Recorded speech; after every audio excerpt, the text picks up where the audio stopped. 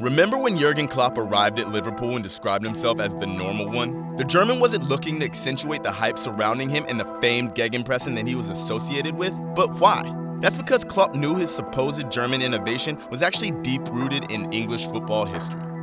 There's been far too much discussion about systems, Roy Hodgson said when he was England manager. I was asked to do program notes for UEFA about the systems Bayern Munich and Borussia Dortmund had brought to European football, but Borussia played a 4-4-2 in the same way we played 4-4-2. Although it's difficult to quantify what an English style of play is, beyond disappointing at major tournaments, one thing that became apparent from the mid-70s onwards was the fact that English teams were not only willing to press, but actually quite good at it. In the late 1970s and early 1980s, English football reigned supreme in European competition. From 1976 until 1985, English teams contested 11 of the 20 European Cup finals and lost just one. For those victorious sides, including Liverpool, Tottenham, Ipswich, and Aston Villa, pressing was an important aspect of their game that unsettled opponents. But then, in 1985, the devastating Heysel Stadium disaster led to English teams being banned from European competition, and their exclusion saw them fall behind the continent's elite. It would take a further 14 years before an English side would contest a European Cup final, and in that time, the country's national identity had changed drastically. A feeling of inferiority saw the previous style abandoned, and in its place came an attempt to develop players that were comfortable on the ball. Lost in the confusion of that was the willingness to press opponents in an aggressive manner. England, believing they needed to catch up to their European cousins, often tried to ape the successful strategy of that time.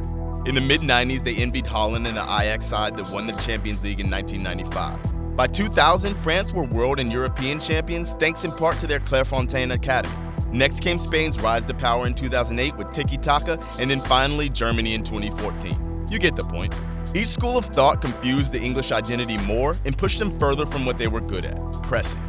Meanwhile, Klopp, a charismatic German coach, took those ideals from the 1980s and used modern techniques to popularize gegenpressing.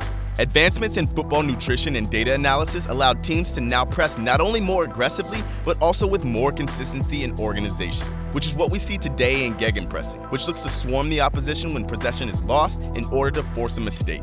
While the likes of Pep Guardiola's Barcelona used intense pressing to inhibit an opponent's build-up and stop counterattacks, Klopp had other ideas. He considers gegenpressing to be the best creative tool available.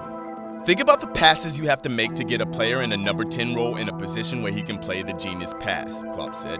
Counterpressing lets you win the ball back nearer to the goal. It's only one pass away from a really good opportunity. No playmaker in the world can be as good as a good counterpressing situation. That shows why it's so important. To see an example of why pressuring the opponent in this way is beneficial, study Sadio Mane's second goal against Spurs last season. A long clearance by Liverpool lands at the feet of Eric Dyer in central defense. Mane runs on the blind side of Dyer and pressures him into losing the ball before springing a counterattack and playing in Adam Lallana. After both Lallana and Roberto Firmino have shots saved, it's up to Mane to finish the move and double Liverpool's advantage. Klopp has previously explained his love for gegenpressing, but also remarked his surprise at England's fascination with it, given its clear links to the country's football in the 70s and 80s. Perhaps it's fitting that Klopp so often compares his style to music, though, namely heavy metal.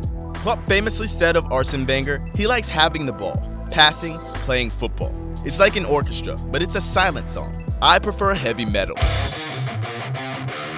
Just as musicians take and develop musical ideas, so has Klopp with gegenpressing. In what seems poetic, it's taken a foreign coach to help Liverpool rediscover and evolve the ideas that brought so much European success. Meaning Klopp's ideas are less Rammstein and more Iron Maiden.